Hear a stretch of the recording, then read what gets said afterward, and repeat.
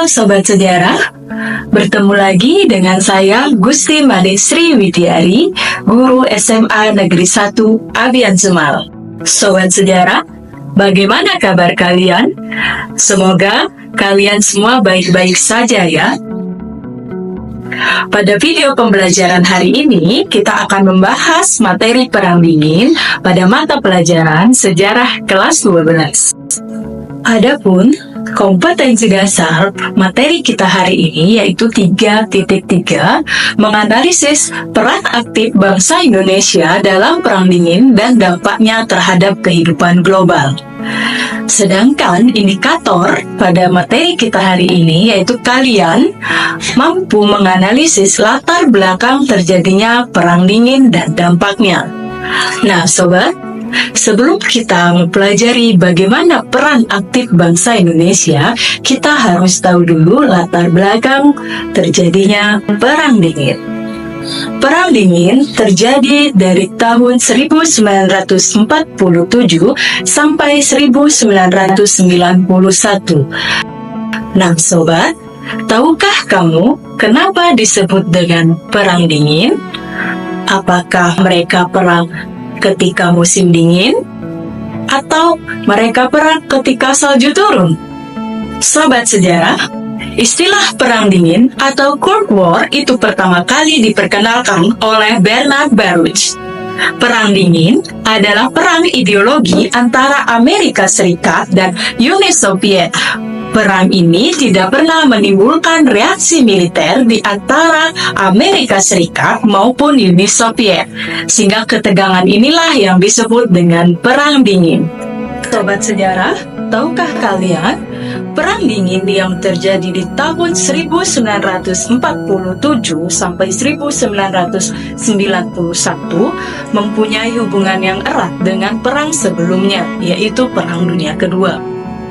Pada Perang Dunia Kedua, antara Amerika Serikat dan Uni Soviet tergabung dalam satu blok yang sama, yaitu Blok Sekutu.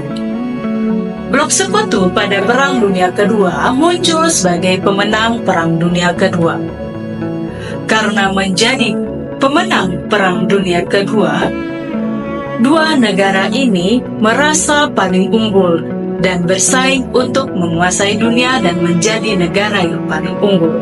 Persaingan antara Uni Soviet dan Amerika Serikat meluas menjadi persaingan ideologi.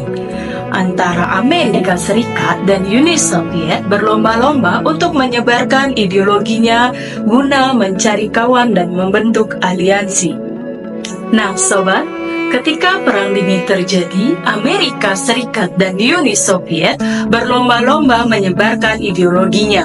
Amerika dengan ideologi liberal kapitalis, sedangkan Uni Soviet dengan ideologi komunisnya.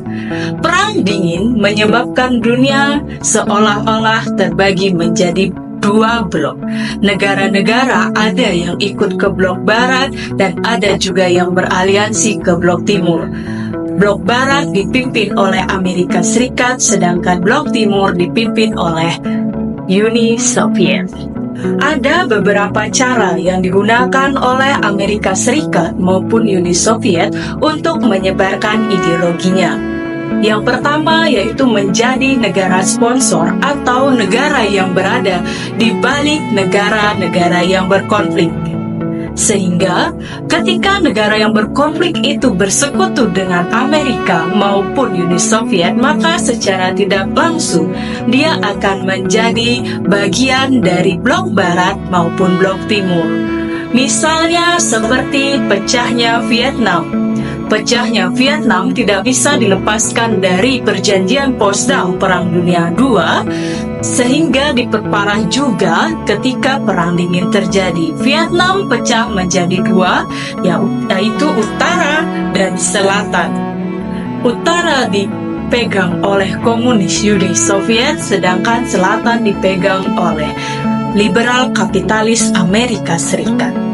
Selain menjadi negara sponsor di belakang negara-negara yang berkonflik, upaya yang dilakukan oleh Amerika Serikat dan Uni Soviet untuk menyebarkan ideologinya yaitu dengan cara menjadi negara kreditur. Menjadi negara kreditur artinya Amerika Serikat dan Uni Soviet memberikan pinjaman dana ke beberapa negara, sehingga negara-negara yang mendapatkan pinjaman dana itu akan menjadi bagian dari blok barat maupun blok timur. Amerika Serikat mempunyai program yaitu Marshall Plan. Marshall Plan merupakan pinjaman yang diberikan oleh Amerika Serikat yang diberikan kepada negara-negara Eropa yang terdampak pada Perang Dunia Kedua. Sedangkan Colombo Plan yaitu program pinjaman Amerika Serikat yang diberikan kepada negara-negara Asia. Sebagai negara kreditur, Uni Soviet mempunyai beberapa program seperti program Molotov Plan. Molotov Plan merupakan program kreditur Uni Soviet yang memberikan pinjaman kepada negara-negara Eropa yang terdampak dalam Perang Dunia Kedua. Persaingan antara Uni Soviet dan Amerika Serikat semakin meluas. Kali ini mereka juga bersaing di bidang persenjataan dan pertahanan. Amerika Serikat membentuk NATO, sedangkan Uni Soviet membentuk Pakta Warsawa. Persaingan antara Uni Soviet dan Amerika Serikat menyebabkan dunia seolah-olah terbagi menjadi dua blok, blok barat maupun blok timur. Hal ini mengundang kekhawatiran masyarakat dunia akan meletusnya Perang Dunia Ketiga. Di samping itu, muncullah sikap negara-negara yang netral yang tidak memihak blok barat maupun blok timur yang disebut dengan negara dunia ketiga.